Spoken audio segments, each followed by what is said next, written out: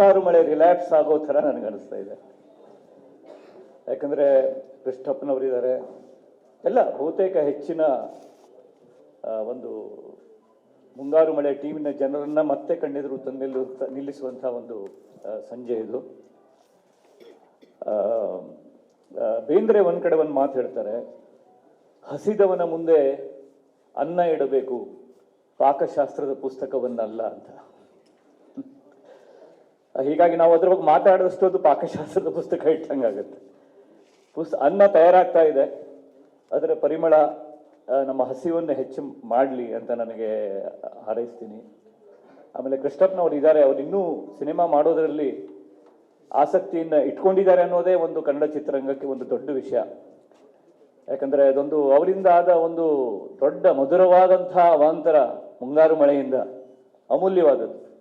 ಈಗಲೂ ನನಗೆ ಎಲ್ಲಿ ಹೋದರೂ ಕೂಡ ಮಹಿಳೆಯರು ಸಿಗ್ತಾರೆ, ಮಹಿಳೆಯರು ಸಿಗ್ತಾರೆ, ಜೊತೆಗೊಬ್ಬ ಹುಡುಗಿರ್ತಾನೆ, ಸರ್ ನಿಮ್ಮ ಮುಂಗಾರು ಮಳೆ ನೋಡಿದಾಗ ಇವು ನನ್ನ ಹೊಟ್ಟೆಲಿದ್ದ ಅಂತಾರೆ.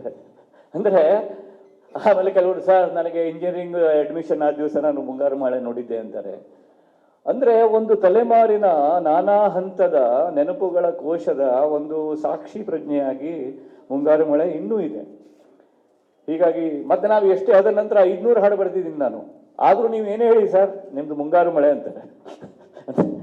ಅಂದರೆ ಅದೊಂದು ರೀತಿ ಒಂದು ಲ್ಯಾಂಡ್ ಮಾರ್ಕಿನ ಡಿಫರೆಂಟ್ ವೇ. ಮತ್ತು ಯಾವ ಥರ ಆದ ಚಿತ್ರ ಅದು ಅನ್ನೋದು ಇನ್ನೂ ನಮಗೆ ನೆನಪಿದೆ. ಅಂದರೆ ಒಂಥರ ಮನೆಯಲ್ಲಿ ಸ್ವಲ್ಪನೇ ಏನೋ ತೆಂಗಿನಕಾಯಿ ಇರುತ್ತೆ, 2 ಹಸಿಮೆಣಸು ಇರುತ್ತೆ, ಒಂದು ಶುಂಠಿ ಇರುತ್ತೆ, ಅದರಲ್ಲೇ ಏನೋ ಅತಿಥಿಗಳು ಬಂದರು ಅಂತ ಅವಸರದಲ್ಲಿ ಒಂದು ಕಲಸಿ ಒಂದು ಅವಲಕ್ಕಿ ಮಾಡಿದಾಗ ಅದಕ್ಕೊಂದು ರುಚಿ ಇರುತ್ತೆ.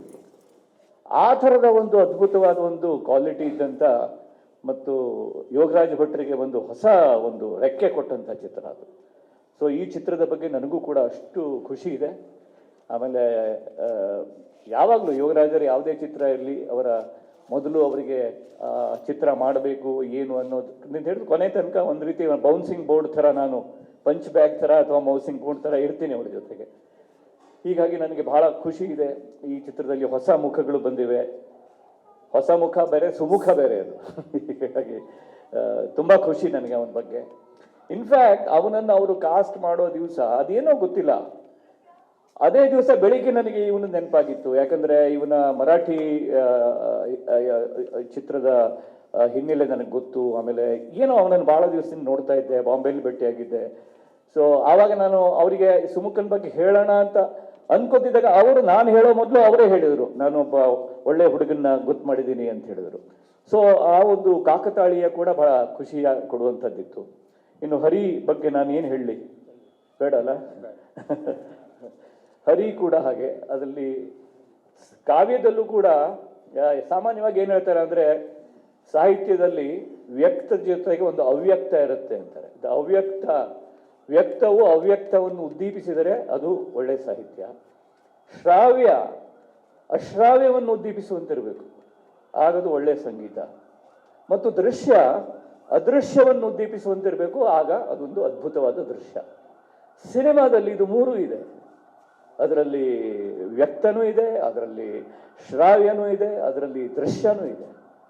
ಸೊ ಆ ಶ್ರಾವ್ಯಕ್ಕೆ ಒಂದು ಅಶ್ರಾವ್ಯದ ಗುಣವನ್ನು ಇಟ್ಕೊಂಡು ಮಾಡಿದಂಥ ಕೆಲವೇ ಕನ್ನಡದ ಸಂಗೀತ ನಿರ್ದೇಶಕರಲ್ಲಿ ಹರಿ ಒಬ್ಬರು. ಅವರಲ್ಲಿ ಒಂದು ಇನೋಸೆನ್ಸ್ ಇದೆ. ಮತ್ತು ಅವರ ಒಂದೊಂದು ಹಾಡಿಗೆ ನಾವು ಬಹಳ ಕಷ್ಟಪಡ್ತೀವಿ, ಅದು ಗೊತ್ತಾಗಲ್ಲ ಹುಡುಗರಿಗೆ. ನನ್ನ ಮುಖ್ಯ ಸಾಹಿತ್ಯದ ಒಂದು ಕವಿತೆಯನ್ನು ನಾನು 15 ದಿವಸ 20 ಅಲ್ಲ, ಒಂದು 15 ನಿಮಿಷ ಅಥವಾ ಒಂದು ಅರ್ಧ ದಿವಸದಲ್ಲಿ ಬರೀತೀನಿ, ಪ್ರಜಾವಾಣಿಗೆ ಕಳಿಸ್ತೀನಿ ಅಥವಾ ಯಾವುದು ಪತ್ರಿಕೆ ಕಳಿಸ್ತೀನಿ. ಆದರೆ ಒಂದು ಇವರ ಮಿಂಚಾಗಿ ನೀನು ಬರೋ ನಾನು 3 ವಾರ ತಗೊಂಡು ಒಡ್ಡಾಡಿದ್ದೀನಿ ಅದರ ಬಗ್ಗೆ. ಅಂದರೆ ಅದು ಆ ಮೀಟರಿಗೆ, ಆ ಮೀಟರ್ ಏನೋ ಹೇಳ್ತಾ ಇರುತ್ತೆ, ಆ ಟ್ಯೂನ್ ಏನನ್ನೋ ಹೇಳ್ತಾ ಇರುತ್ತೆ. ಅದು ನಾವು ಬರೆದಷ್ಟು ಅದು ಸಿಂಪಲ್ ಆಗ್ತಾ ಇದೆಯಲ್ಲ ಅಂತ ಅನ್ಸೋಕೆ ಶುರು ಆಗುತ್ತೆ. ಜುಜುಬಿ ಆಗ್ತಾ ಇದೆಯಲ್ಲ, ಇಷ್ಟು ಒಳ್ಳೆ ಮೀಟ್ರು, ಏನು ಮಾಡೋದು? ಆ ಥರದ ಒಂದು ಅದ್ಭುತವಾದಂಥ ಕೌಶಲ ಅದು. ಹೀಗಾಗಿ ಆ ರೀತಿಯ ಸತ್ವ ಪರೀಕ್ಷೆಯನ್ನು ಒಡ್ಡುವಂಥ ಕಂಪೋಸಿಷನ್ನನ್ನು ಕೊಡ್ತಾ ಇರುವಂಥ ಹರಿಗೆ ನನ್ನ ಅಭಿನಂದನೆಗಳು. ತುಂಬ ಖುಷಿ. ಈ ಚಿತ್ರದಲ್ಲಿ ಎಂತೆಂಥವರೆಲ್ಲ ಇದ್ದೀರಿ.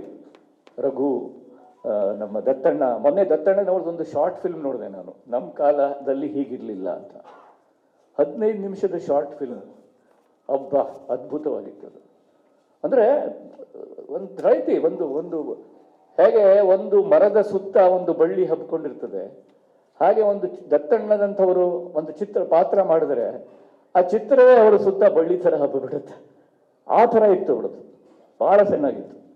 ಆ ದಿವಸ ಅಲ್ಲಿ ಹೇಳಲಿಕ್ಕೆ ಮರ್ತೆ ಅಂತ ಈಗ ಇಲ್ಲಿ ಹೇಳ್ತಾ ಇದ್ದೇನೆ. Thank you. ಸೊ ನಿಮ್ಗೆಲ್ಲರಿಗೂ, ಹೊಸಬರಿಗೆ, bright young talents, Sumukha, Santosh, ಇಡೀ ಟೀಮಿಗೆ, ಪ್ರತಾಪ್ ಅಂತೂ ಬಿಡಿ, ಗಂಗಾಧರ್ ಅವರೆಲ್ಲ ಒಂದು ರೀತಿ ಮನೆ ಸದಸ್ಯರು, ಚಿತ್ರರಂಗದ ಮನೆ ಸದಸ್ಯರು. ತುಂಬ ಖುಷಿ ಆಗ್ತಾ ಇದೆ. ಎಲ್ಲರಿಗೂ ಒಳ್ಳೇದಾಗಲಿ. ಮತ್ತು ಕನ್ನಡಕ್ಕೆ ಅದು ಹೇಳಿ ತುಂಬ ಚೆನ್ನಾಗಿ ಹೇಳಿದ್ರು, ಪ್ಯಾನ್ ಇಂಡಿಯಾ ಪ್ಯಾನ್ ಇಂಡಿಯಾ.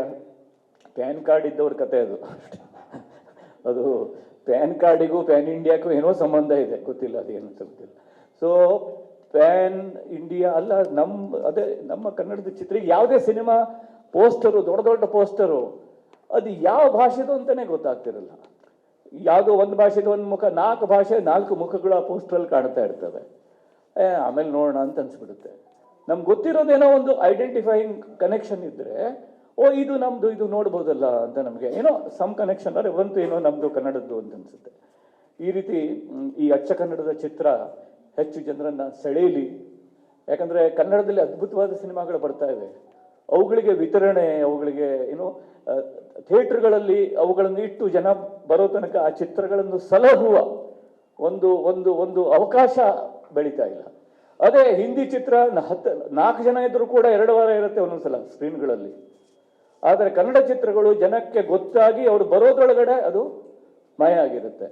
ಇದಕ್ಕೆ ಏನಾದರೂ ವ್ಯವಸ್ಥೆ ಆಗಬೇಕು. ಯಾಕಂದ್ರೆ ಒಳ್ಳೆಯ ಚಿತ್ರಗಳು ಯಾವುದೋ 1-2 ಸ್ಕ್ರೀನಲ್ಲಾದರೂ ಒಂದು 3-4 ವಾರನಾದರೂ ಇರುವಂಥ ಏನೋ ಒಂದು ಆಗಬೇಕು. ಇಲ್ಲಿದ್ರೆ ಅದು ಒಂಥರ ಲಾಟ್ರಿ ಥರ.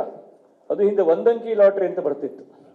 ಆ ಥರದ ಒಂದು ಲಾಟ್ರಿ, ಒಂದೇ ದಿವಸಗಳಲ್ಲಿ ಹೋಗುವಂಥ ಲಾಟ್ರಿ, ಆ ಥರ ಆಗಬಾರ್ದು.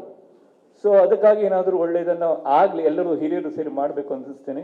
ಮತ್ತು ನಾನು ಇದಕ್ಕೂ ನನ್ನ ಅಳಿಲು ಸೇವೆ, ಇವಳದು ಕೊಳಲು ಸೇವೆ, ನಂದು ಅಳಿಲು ಸೇವೆ. ಅಳಿಲು ಸೇವೆ ಅಂತ 1-2 ಹಾಡು ಬರೆದಿದ್ದೀನಿ. ಅದು ನಿಮಗೂ ಇಷ್ಟ ಆಗ್ಬೋದು ಅಂತ ನಾನು ಹೇಳಿ, ನನ್ನ ತಮ್ಮನ ಹಾಗೆ ಇರುವಂಥ, ಹಾಗೆ ಇಲ್ಲ ತಮ್ಮನೇ ಆಗಿರುವಂಥ ಯೋಗರಾಜ್ ಭಟ್ರಿಗೆ, ಅವರ ಬಳಗಕ್ಕೆ ಮತ್ತು ನಿಮ್ಮೆಲ್ಲರ ಕುಟುಂಬಕ್ಕೆ, ಚಿತ್ರರಂಗದವರ ಕುಟುಂಬದ ಪಾಡು ಬಹಳ ಪಾಪ, ಅದು ಹೇಳುವಂಥದ್ದಲ್ಲ, ಅದು ದೊಡ್ಡ ಅವ್ಯಕ್ತ ಅದು. ಸೊ ಎಲ್ಲರಿಗೂ ಒಳ್ಳೇದಾಗಲಿ ಅಂತ ಹಾರೈಸ್ತೀನಿ. ನಮಸ್ಕಾರ. ಸಿನಿಮಾ ನೋಡಿದಾಗ ಗಣೇಶ್ ಅವರು ಎಷ್ಟು ಚೆನ್ನಾಗಿ ಮಾಡಿದ್ದಾರೆ, ಡೈರೆಕ್ಟರ್ ಎಷ್ಟು ಚೆನ್ನಾಗಿ ಕೆಲಸ ಮಾಡಿದ್ದಾರೆ, ಮ್ಯೂಸಿಕ್ ಡೈರೆಕ್ಟರ್ ಎಷ್ಟು ಚೆನ್ನಾಗಿ ಕೆಲಸ ಮಾಡಿದ್ದಾರೆ, ಲಿರಿಸಿಸ್ಟ್ ಎಷ್ಟು ಚೆನ್ನಾಗಿ ಕೆಲಸ ಮಾಡಿದ್ದಾರೆ, ಆರ್ಟ್ ಡೈರೆಕ್ಟ್ರು, ಕೊರಿಯೋಗ್ರಾಫರು, ಕ್ಯಾಮ್ರಾಮನ್ ಎಲ್ಲರೂ ಜ್ಞಾಪಕ ಬರ್ತಾ ಇತ್ತು. ನನಗೆ ಆವಾಗ ಕಾಣಿಸ್ಲಿಲ್ಲ.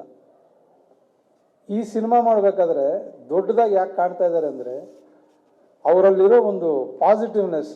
ತುಂಬ ಒಳ್ಳೆಯ ಸಿನಿಮಾ ನಾವು ತೆರೆ ಮೇಲೆ ತರಬೇಕು, ಜನರಿಗೆ ಕೊಡಬೇಕು. ಸೊ ಆ ಕಾರಣದಿಂದ ಹುಟ್ಟಿರೋದೇ ಒಂದು ಮುಂಗಾರು ಮಳೆ. ಅದೇ ಕಾರಣದಿಂದ ಮತ್ತೆ ಹುಟ್ಟಿರೋದು ಈ ಮನದ ಕಡಲು. ಸೊ ಎರಡರಲ್ಲಿರೋ ಆ ಪಾಸಿಟಿವ್ನೆಸ್ಸು ಜನಕ್ಕೆ ತಲುಪೋದಕ್ಕೆ ತುಂಬ ದೊಡ್ಡ ಶಕ್ತಿ ಆಗುತ್ತೆ.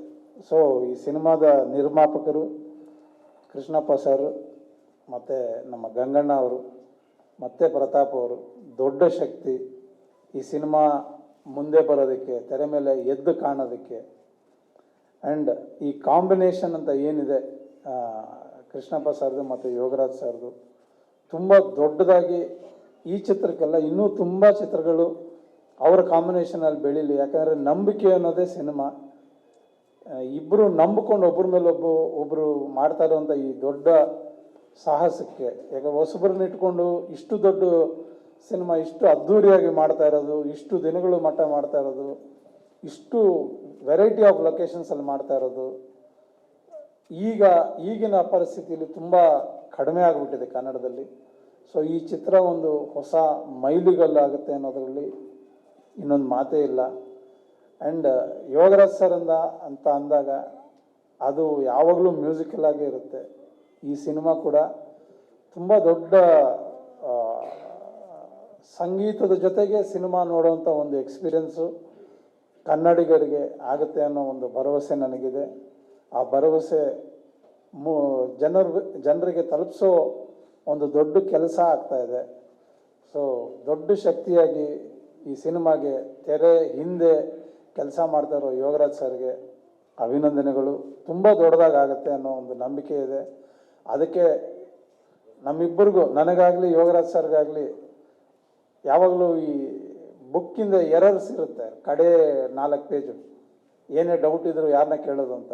ಸೊ ಅದು ಆ ಡೌಟನ್ನ ಕ್ಲಿಯರ್ ಮಾಡುವಂಥ ಒಂದು ಶಕ್ತಿ ಜಯಂತ್ ಅಣ್ಣಂದು. ಸೊ ಅವರ ಕೊಡುಗೆ.